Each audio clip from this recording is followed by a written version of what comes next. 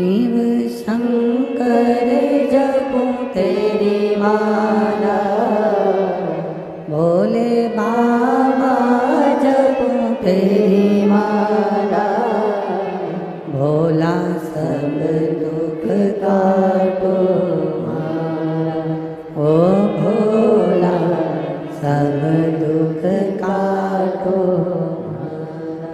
वेश मंगलकारी, वेश मंगलकारी, शमशान वासी हमारा, शमशान वासी हमारा, ओ भोला सब दुख काटो मारा, ओ भोला सब दुख काटो। शिव कथा कहती है मेरा वो घड़दानी स्वयं आता है, वो किसी गण को नहीं भेजता, मेरा बाबा किसी पार्षद को नहीं भेजता, मेरा बाबा भक्त के कल्याण के लिए स्वयं आता है। और हुआ माँ अंजना देवी, जिनके घर में संतान की प्राप्ति नहीं हुई, औलाद नहीं हुई, संतान का सुख नहीं हुआ। जब संतान की प्राप्ति नहीं हुई तो अंजना देवी मातंग बाबा के सम्मुख में बैठकर भगवान शिव की आराधना के लिए जागरूक हुई। और मातंग बाबा ने कहा कि केवल एक काम करो, पार्थिव शिवलिंग का निर्माण कर उसकी पूजन और उसकी आराधना करो। भरोसा अगर पक्का है, दृढ़ता यदि पक्की है, तो मेरे काल अधिपति महाकाल राजा को तुम्हारे सम्मुख में आना ही पड़ता है। अगर विश्वास पक्का है, एक पत्र आए हैं, देखिए।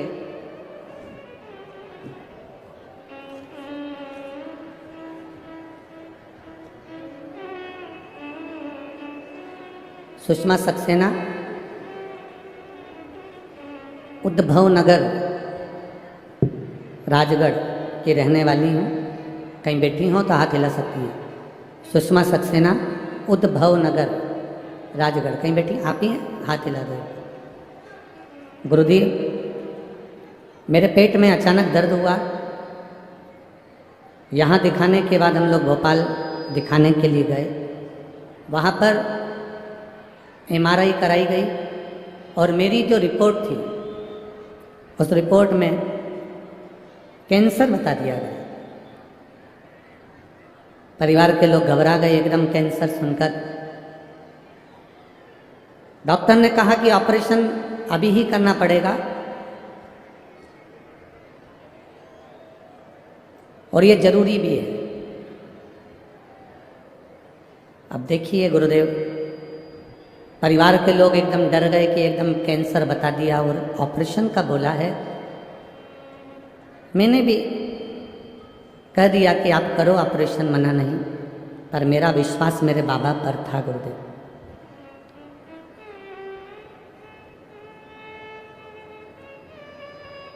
डॉक्टरों ने जो कैंसर बताया था उसका ऑपरेशन किया और ऑपरेशन करने के बाद में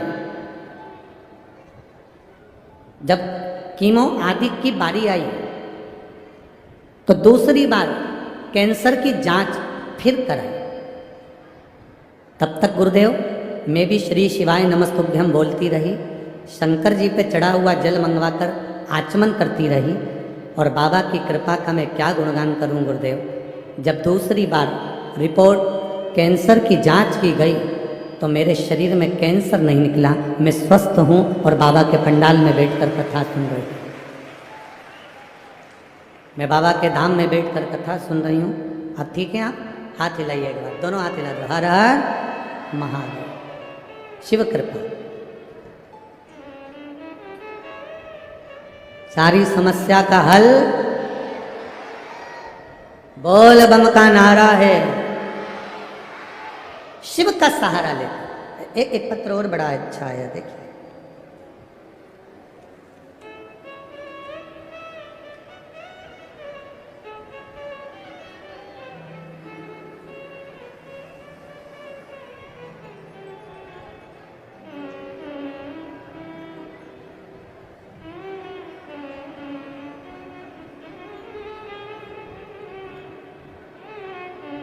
नौरंगबाई जायसवाल राजगढ़ जिले के पानिया गांव से आई हूँ।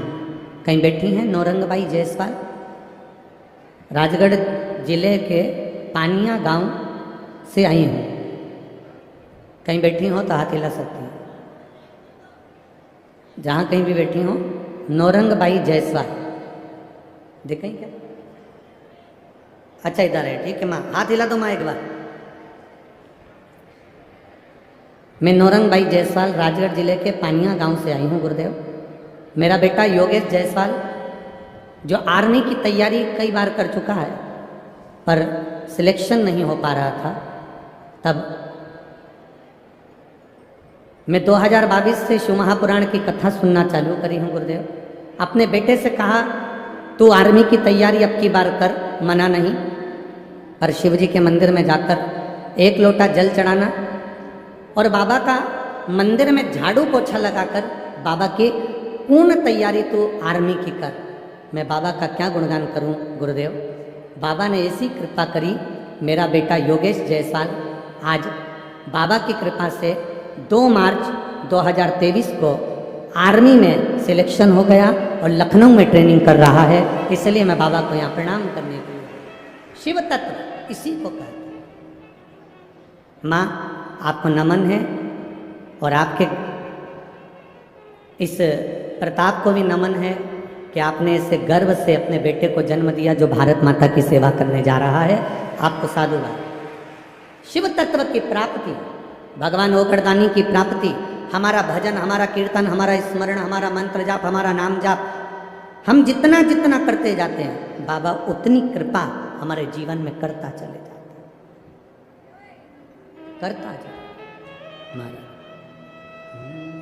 खाली न जाता कोई दर से तुम्हारे, खाली न जाता कोई दर से तुम्हारे, मैं भी खड़ा हूँ बाहें पसारे, अपने हृदय से लगा लो लगा लो, गिरा जा रहा हूँ उठा लो उठा लो, प्रभु अपने दर से अब तो न टालो, गिरी जा रही हूँ उठा लो।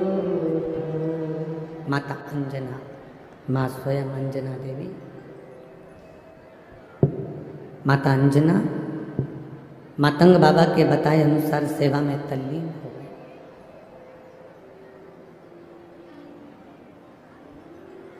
लोग कहेंगे क्या मिलता है शंकर भगवान को जल चढ़ाने से? लोग कहेंगे क्या प्राप्त होता है देवाधिदेव महादेव की अर्चना करने से? ये मेरा विश्वास कहता है, ये हमारा भरोसा कहता है।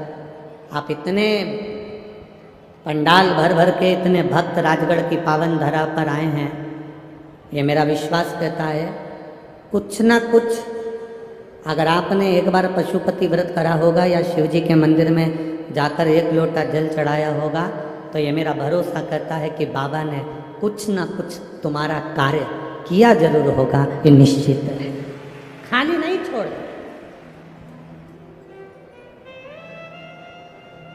खाली नहीं छोड़। माता अंजना लगी सेवा में।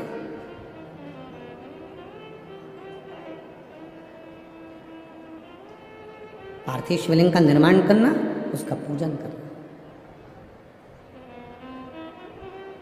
महाराजा केसरी पुष्प लेकर आते, बेलपत्र लेकर आते, शमी पत्र लेकर आते, अंजना माता को देते, अंजना माता शिव जी को समर्पित करते।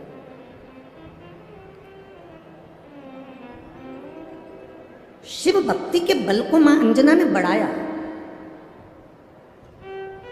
पहले माता अंजना ने जितना बन सकता था उतना तप करा, फिर माता अंजना ने जितना बन सकता था उतना उपास करा, उतने व्रत करा।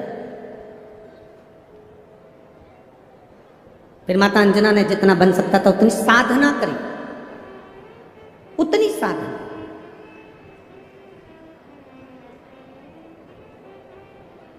फिर माता अंजना ने देख लिया मैंने तप करा, मैंने साधना करी, मैंने आराधना करी, पर देवाधिदेव महादेव प्रसन्न नहीं हुए। तब माता अंजना ने सबसे सरल तरीका निकाला। और जीजियों, मेरे बहन मेरे भाई जितने भी आस्था चैनल पर कथा सुन रहे हैं, जितने फेसबुक यूट्यूब पर कथा श्रवण कर रहे हैं, ये तेज शिव महापुराण की कथा को जब आप श्रवण कर रहे हैं राजगढ़ की पावन धरा पर, आप भी अपने भीतर ये बात उतार लेना, अगर व्रत से मेरा महादेव प्रसन्न नहीं हो रहा, तुम्हारे तप करने से मेरा महादेव प्रसन्न नहीं हो रहा, तुम्हारी साधना करने से मेरा महादेव प्रसन्न नहीं हो रहा, तुम्हारी आराधना करने से अगर मेरा महादेव प्रसन्न नहीं हो रहा, तो एक नियम बना लो, किसी भी शिवालय में जाकर उस शिवालय में अगर कोई कचरा पड़ा हो, उस शिवालय में कोई निर्माल्य पड़ा हो, उस शिवालय में पानी ढुला पड़ा हो, तो अपने हाथ से उस शिवालय की सफाई करना प्रारंभ कर दो। बाबा तुम्हारे जीवन का परिसर साफ कर दो, तुम्हारे जीवन का कष्ट भगवान स्वयं साफ कर देगा। आप एक नियम बना लो कि अब मेरे को ये कर, तप करा, साधना करी, आराधना करी, कुछ नहीं। तब माता अंजना ने एक नियम बना लिया कि मैं शंकर के शिवालय में जाती हूँ, शिवालय में जाकर मैं आराधना करती हूँ, पर शिवालय में कोई भोग लगाने वाला नहीं मिलता, शिवालय में कोई भगवान को भोजन कराने वाला नहीं मिलता। जब भाव शुद्ध होते हैं तो अंदर ये भाव अपने आप पैदा हो जाते हैं, अंदर ये भाव अपने आप प्रकट हो जाते हैं। अब अंजना माता ने क्या करा, रोज प्रतिदिन बाबा के लिए एक सुंदर पकवान बनाकर मां अंजना बाबा के सामने लेकर जाती और भोग लगाती। एक बार हमने भी आप लोगों से कहा था, मान लो अगर 10 साल हो गए, 12 साल हो गए, 15 साल हो गए और 20 साल हो गए और संतान का सुख नहीं है, उदास नहीं होना, कभी प्रयास करना कि सोमवार की अष्टमी का दिन हो, बेलपत्री की छाँव हो, उस बेलपत्री की छाँव के नीचे किसी ब्राह्मण ब्राह्मणी को उसके बच्चे के साथ गोदी में बिठवाकर मीठे का भोग, भगवान का चढ़ा हुआ, शंकर भगवान को भोग लगा हुआ खीर आदि हलवा प्रसाद जो भी हो वो उसको खिला दें, और उसका जो बचा हुआ थोड़ा सा भाग है, थोड़ा सा अंश मात्र, वो भाग दोनों पति पत्नी उस बेलपत्री की छाया में बैठकर उसको खा ले। बाबा देवाधिदेव महादेव की कृपा जरूर होती है। ये पत्र में भी आया, ये पत्र में भी है।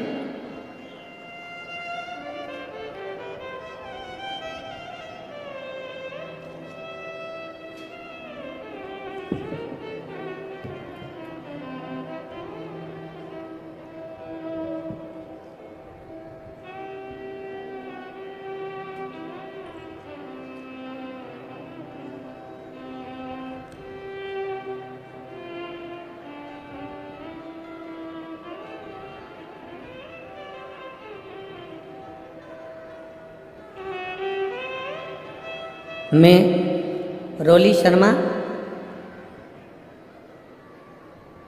महादेव की बेटी रोली शर्मा, कहीं बैठी हो तो हाथ हिला सकती हैं।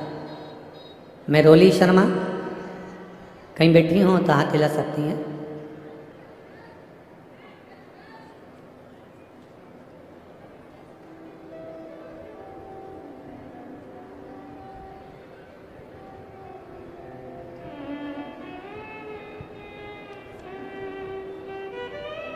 गुरुदेव 12 साल हो गए थे, संतान का सुख नहीं था।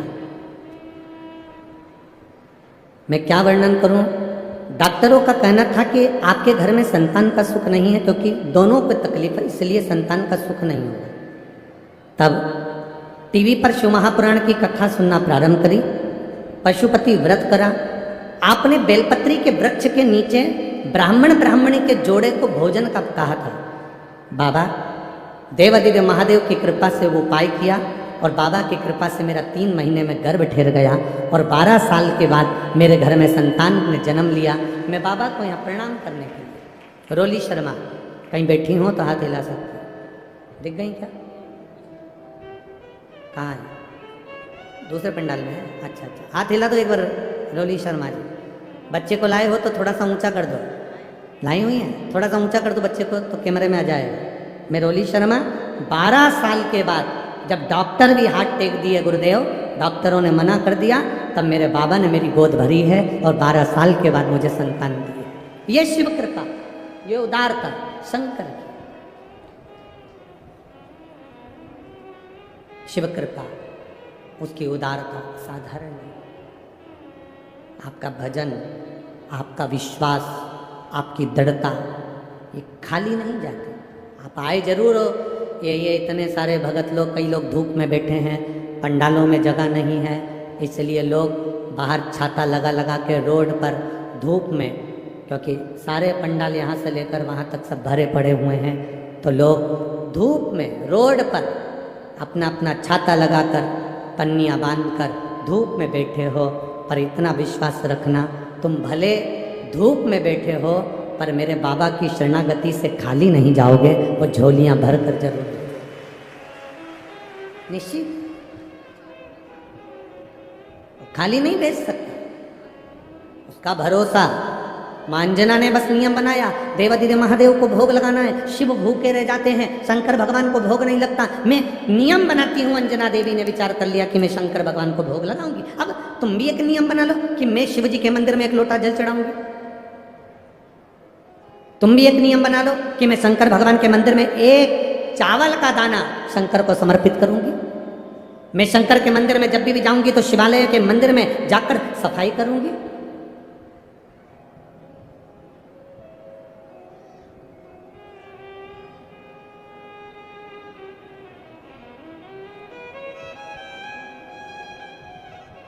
शरीर में अगर रोग भी आ गया तो मैं बाबा के भरोसे भगवान शिव की आराधना कर कर, बाबा के मंदिर की सफाई कर कर अपने जीवन को सार्थक करूंगी। एक विश्वास के साथ, एक भरोसे के साथ, एक दृढ़ता के साथ हम शिव की आराधना करें,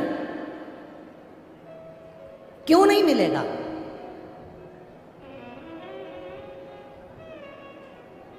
क्यों नहीं प्राप्त होगा?